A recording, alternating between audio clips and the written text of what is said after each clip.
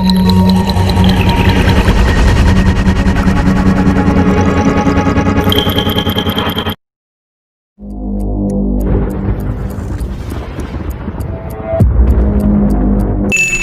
शुरू होती है ग्लेशियर पर, जहाँ पर कैप्टन अमेरिका का खोया हुआ प्लेन मिलता है। यहाँ पीछे हम क्लियरली देख सकते हैं कि ये सिर्फ 2 ही बंदे हैं, लेकिन एक्चुअल में वो 3 बंदे होते हैं। अगर इसी सीन पर हम दोबारा गौर करें तो वहाँ पीछे उनके अलावा उनके आसपास कोई और बंदा नहीं है, लेकिन जैसे ही कैमरा जूम मारता है उनके पीछे बंदा आ जाता है। इस सीन में हमको दिखाया जाता है कि इस बंदे के ऊपर पूरी दीवार गिर गई, लेकिन यहाँ तो ऐसा कुछ है ही नहीं। लेकिन अगले ही शॉट में उसके ऊपर बड़ा सा पत्थर गिर जाता है। क्यों भाई, क्यों, ऐसा कैसे? अगर सीन पर हम दोबारा गौर करें तो यहाँ तो उसके और सरफेस के बीच में कुछ भी नहीं है, लेकिन अगले ही सीन में जब कैमरा उसके ऊपर जूम मारता है तो उसके नीचे भी पत्थर आ जाते हैं। How this possible? इस सीन में जब रेड स्कूल इस बंदे को गोली मारता है तो साफ नज़र आ रहा है उसके कॉलर पर कुछ भी नहीं है, लेकिन जैसे ही कैमरा उसके कॉलर पर जूम मारता है तो वहाँ खून आ जाता है। एक मिनट, कोई मुझे समझाएगा भाई, ऐसा कौन सा फोर्स है जो ऑब्जेक्ट को रिवर्स कर देता है? कुछ भी। इस सीन में जब कैप्टन अमेरिका की धुलाई हो रही होती है तो हमको साफ दिख रहा है कि डस्टबिन पिचक जाता है, लेकिन जैसे ही कैमरा जूम मारता है डस्टबिन बिल्कुल ठीक हो जाता है। I catch you Homi. अभी नहीं। अगर इस सीन पर हम दोबारा गौर करें तो यहाँ पर डस्टबिन पर कोई ढक्कन नहीं है, लेकिन अगले ही शॉट में डस्टबिन पर ढक्कन आ जाता है। अब I catch you Tommy.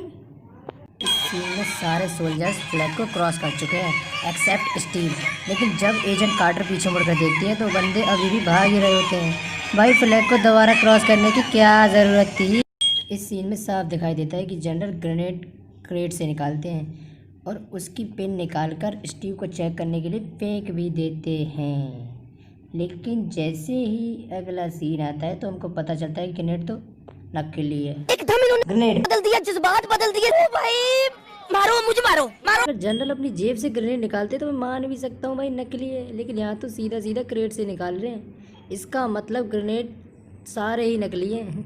World war 2 लड़ने जा रहे हो या खिलौने बेचने जा रहे हो? इस सीन में जब स्टीव कैप्टन अमेरिका बनने जा रहे होते हैं तो उनकी कार एक पिंक कलर के कपड़े पहने औरत को क्रॉस करते हैं, लेकिन जैसे ही अगला सीन आता है तो वो औरत हमें दोबारा दिखाई देती है।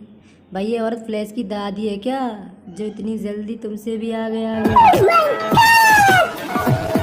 इस सीन में उनकी कार कुछ गली बॉयज़ को क्रॉस करती है जहाँ पर हार्डवेयर लिखा रहता है और एक ब्लैक बॉक्स होता है, लेकिन जब एजेंट कार्टर कैप्टन अमेरिका को औरतों की तमीज़ के बारे में सिखाती हैं तो वही दुकान हमको पीछे दोबारा दिखाई देती है विद ब्लैक बॉक्स। इस सीन में एजेंट कार्टर और स्टीव रॉजर्स एक गेट को क्रॉस करते हैं लैब में जाने के लिए, और वो सीधे इस दरवाजे की तरफ बढ़ते हैं, और यहाँ पर हमको वो दरवाज़ा अभी भी दिखाई दे रहा है, लेकिन जैसे ही वो बंदे गेट को खोलते हैं यहाँ से गेट गायब हो जाता है। इस सीन में कैप्टन अमेरिका की एक सुई से ही जान निकली जा रही है, लेकिन अगले ही सीन में उसको 9 और 9 18 सुइयाँ दोनों बाई से उस पर लगती हैं। मजा ले बंदा हिल भी जाए, क्योंकि जान तो पहले ही निकल चुकी है ना। इस सीन में कैप्टन अमेरिका के स्टमक पर एक बेल्ट बंधी है, ब्लैक बेल्ट बंधी है, लेकिन जैसे ही पॉड खुलता है तो उसमें ऐसी ब्लैक बेल्ट तो है ही नहीं।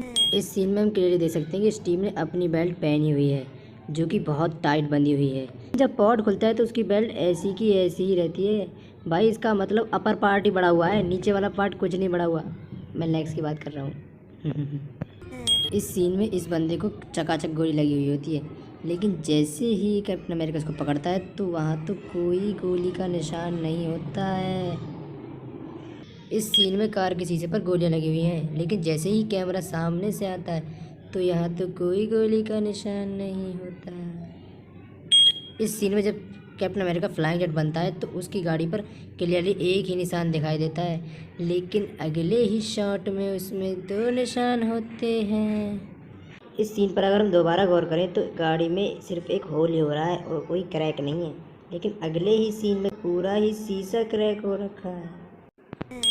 इस सीन में क्लियरली देख सकते हैं कि कार की नंबर प्लेट राइट की तरफ है, लेकिन जैसे ही स्टीव इसके ऊपर कूदता है तो नंबर प्लेट लेफ्ट में कैसे स्विच हो गई, कुछ तो गड़बड़ है। ये दोनों ही बंदे पानी के अंदर हैं, लेकिन जब स्टीव इसको उठाकर बाहर फेंकता है तो उसका कोट तो ड्राई हो जाता है। भाई ड्राई क्लीन करवा के बाहर आए हो क्या? इस सीन में इन बंदों के पीछे कोई नहीं है और पीछे वाले बंदे राइट तरफ भाग रहे हैं, लेकिन जैसे ही एंगल चेंज होता है इनके पीछे बंदे आ जाते हैं। इस सीन में इस बंदे के पीछे कोई घर नहीं है और ना ही लेफ्ट में कोई ट्रक खड़ा है, लेकिन जैसे ही एंगल चेंज होता है वहाँ ट्रक आ जाता है और पीछे कमरा भी आ जाता है। भाई कैसे? यहाँ पर ये ट्रक पूरी तरह से डिस्ट्रॉय हो जाता है, लेकिन अगले ही शॉट में वो ट्रक दोबारा फटता है। क्यों भाई क्यों, ऐसा कैसे? इस सीन में इस बैल्कनी के पाइप को कुछ भी नहीं हुआ है, बिल्कुल ही ठीक है, लेकिन अगले सीन में ये पाइप टूट जाता है। और भाई इस मुड़े हुए पाइप को तो हर कोई मोड़ सकता है, लेकिन स्टीव इसको तोड़ने में बहुत जान लगा लेता है। इस सीन में जब डॉक्टर जोला कार लेके भाग रहा होता है तो पूरे कमरे में लाइट ही लाइट है, लेकिन जैसे ही अगला सीन आता है तो यहाँ तो पूरे कमरे में अंधेरा ही अंधेरा हो जाता है। भाई क्यों? इस सीन में साफ दिखाई दे रहा है कि बकी शील्ड के साथ पीछे उड़ जाता है और शील्ड भी उसके साथ साथ जाती है, लेकिन जब कैप्टन अमेरिका उठ के आता है तो उसे यहीं मिल जाती है शील्ड। भाई ऐसे कैसे मिल गई? भाई इस सीन को तो मैं मिरेकल पॉइंट दूंगा, क्योंकि यहाँ पर बहुत सारी मिस्टेक्स हैं। अब यहाँ बकी ने अपने हाथ में गन ले रखी है और हमको साफ दिखाई दे रहा है कि बकी उड़ कर जाता है तो उसने कोई ग्रिलिंग नहीं पकड़ी और वो यहाँ पर मुड़े हुए हिस्से की तरफ है। जैसे ही सीन चेंज होता है तो भाई उसने ग्रिलिंग कैसे पकड़ ली? और ग्रिलिंग मुड़े हुए हिस्से की नहीं पकड़ता, टूटे हुए हिस्से की पकड़ता है और भाई गन भी गायब हो जाती है ना मिरेकल? इस सीन में साफ दिख रहा है कि ट्रेन पुल पर चल रही है, लेकिन जैसे ही बगी नीचे गिरता है तो यहाँ तो कोई पुल है ही नहीं और अगले ही सीन में वो पुल वापस आ जाता है और यहाँ पेड़ भी आ जाते हैं। भाई इस सीन में लाइट के नीचे लाइट क्यों जल रही है, लेकिन अगले ही सीन में लाइट गायब हो जाती है। इस सीन में दूर दूर तक कोई बंदे नहीं है, लेकिन जैसे ही रेड स्कूल हेल हाइड्रा कहकर पीछे मुड़ता है तो उसके हाइड्रा क्लैन के सारे मेंबर आ जाते हैं। भाई मॉडल भी इसी हाइड्रा क्लैन का मेंबर है, देखो कहीं मिल जाए तो कमेंट में ज़रूर बताना। इस सीन में कैप्टन अमेरिका बम की निकाल लेता है और वो तो रेस पे हाथ देता नहीं है, पर रेस चल कैसे रही है गाड़ी? रेस कौन चला रहा है? वो तेरे को पता है गाड़ी कौन चला रहा है?